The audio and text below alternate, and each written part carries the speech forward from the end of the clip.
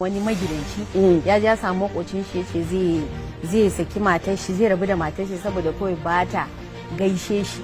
To in ba ta gaishe ka ba, kai ka gaishe ta mana. Musamman in namiji yawa matarsa laifi yana ganin kamar in ya ba ta haƙuri ya faɗi ba nauyi. Duk matar da ba ta ma da abin yi to ta ɗauka ma dai ba ta san kanta ba. Ba za ka zauna kana yin zaman aure ko kuma soyayyar slave and master a sannan kuma kana expecting matarka ta zama wani caring wani ba zai yi ba. Amma idan kana mata wannan zuciya fa ba fashi da kashi, idan kana mata abin da ba ta jin daɗi zai nuna a action. Zuciya ba ta da kashi, in kana mata abin da ba ta jin daɗi zai nuna a action ɗinta. Wato nan fa abin da suke promoting shine ba fa mazan ne za su rika, ba fa matan ne za su yi mata biyayya, maza biyayya ba. A yanzu abin da suke kokarin promoting shine mazan ne za su yi mata biyayya. Za mu zo a hadisi za ku ji abin da Annabi ya faɗa. Yanzu dai faɗa suke da wa. Ko wannan ne su ne za su koya wa mutane da ake zaman aure da sauransu. Kuma galibin su zaurawa ne, ba su da auren. Yan jari hujja ne. Yanzu a wani bidiyo da zan nuna muku shi wallahi ba dan masallaci bane da zaka sha makin kaga yadda suke tikarawa. Su wayannan din. A wajen in kaga yadda ake tikarawa, ake rawan rawan iskanci. Wasu ne za su ga mutum al'umma mu a yau ga yadda za su yi rayuwar aure, ga yadda za su zama da mutum mijinsu. Duk wa'azin da ake yau ya tashi a tutan babu. Maza na yi, malamai maza na yi, mata na yi. Ga su malama juwairiya duk suna ta koyawa yadda ya kamata mata su zama aure. Ga su Shekha Zainab Ja'far duk suna ta faman kokari yadda za su nuna wa mata hanyar tsira, da sauran malamai dai wanda ba mu san sunan su da dama daga cikin manyan malamai da muke. Nan muna da ɗalibai da dama irin su malama Ummi da sauransu. Duk suna daga cikin malamai da suke kokarin karantar da mata yadda ya kamata su rayuwa ta addini. Amma wai a rasa wayanda za su nuna mutane yadda za a yi rayuwa aure sai irin waye na yan tasha, wanda su kansa sun kasa zaman aura. Su ne za su nuna mana yadda za a yi rayuwa aure. Kuma mutum wai sai ya zo ya zauna shi da iyalansa da gaske fa shi ya yadda. Ya ƙura ido a TV wai ga masu bashi tarbiyya. Ai faqidu shay'in la yu'di. Ba yadda za a yi baka da abu kuma ka ɗauka ka baya. Mai tarbiyya, ai bayar da tarbiyya sai mai tarbiyya. Ita kanta gidan tasha ai ba ta tashar tarbiyya bace. Kai ka taba ganin suna promote wani abu na addini in banda kullun abin da ya shafi su rusa al'adunmu, su rusa addininmu, su rusa zamantakewanmu.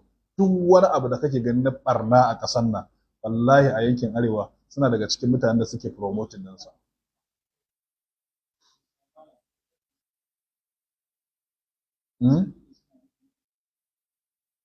Sannan kaga suna da ƙarfin da rusa su yana da wahala, kuma a hankali ne. Duk wa'annan ayoyin da muke karantarwa dukkan su da zaka je ka bibiya ta ko alwala ba su iya ba, ko tsarki wannan in ka ce su yi wallahi za sai ka sha mamaki. Wai su ne wai za su zo su nuna wa al'umman musulmi yadda za a yi zaman aure. Akwai wanda na gani a shirin tana nan an ce wallahi aurenta uku. Wai aurenta uku. Kuma right now ba ta da miji. Amma wai matan mu a yau an faɗa an sake zuwa an faɗa an yi wa'azin ta bayan kunne yake taucewa. Saboda haka babu wannan magana. Idan mace Annabi sallallahu alaihi wasallam da kansa yake faɗa cikin hadisi. Annabi ya faɗa cikin hadisi fi sahihai anna Rasulullah sallallahu alaihi wasallam qala, Annabi yace iza da ar-rajulu imra'atahu, idan mutum ya kira matar shi ila firashihi zuwa wajen kwanciyansa, falam ta'tihi taqi zuwa, Annabi yace la'anatha al-mala'ikatu hatta tusbiha. Mala'iku sun doshi tsine mata kenan har sai gari ya waye. Mijinta ya neme ta ki amsa kira. Ana fama da wannan matsalar shi ma, musamman wanda yake da mata daya. Ɗaya ne wanda yake da mata daya wanda baya fuskantar wannan matsala. Ko ba haka ba? An ce mai daki shi ya san inda wa. Wannan shine karatun. Iri kana ji kana gani.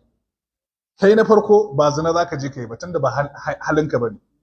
Shi wanda yake cewa mata daya ta ishe shi dan yana zuwa yana tabawa ne a guraren. Sai yasa yake ganin cewa mata daya ba shi bai da wannan. Amma wanda yake da lafiya kuma yana buƙatar matarsa kuma ta zo ta yi mursisi ta yi ƙememe ta ce ita ina. Akwai matan da saboda bala'i da iskanci sai ka biya su za ka yi. Sai ka biya su. Kana zuwa ta ce nawa za ka biya. To banda sadakin da na baki ina yake. kana magana ta ce na ma printing. Me printing ɗin ta haifa maka yaro, ai kai na maka printing, ya kamata a jaddada. To wa ya faɗa haka? Annabi ne ya faɗa haka? Haka wannan kun ga matsala ce mai girma. Duk macen da ya zama na cewa mijinta zai neme ta da bukata ta ce ita sai sadda ta ga dama, to na rantse ma Allah, na rantse da Allah ta bude wa kanta kofar fitina tun daga nan duniya har zuwa lahira, kuma ta shiga hakinsa. Na haka akwai mazajen da yau sun fada zinace dalilin matansu. Dalilin matansu.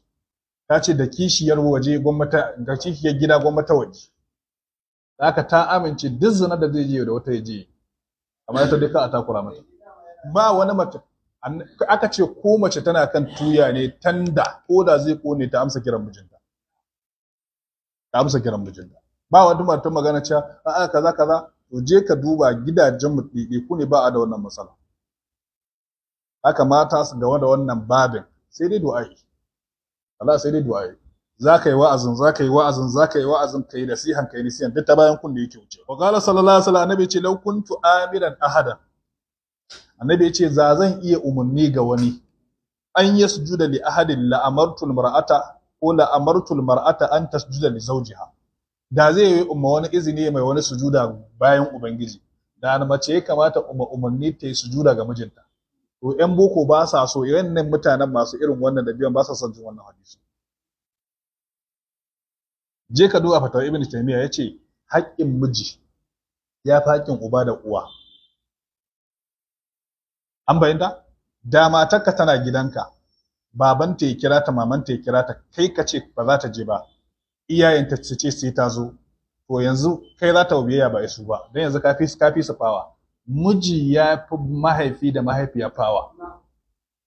A musulunci, miji yana da fawan da uba da mahaifiya ba su da shi.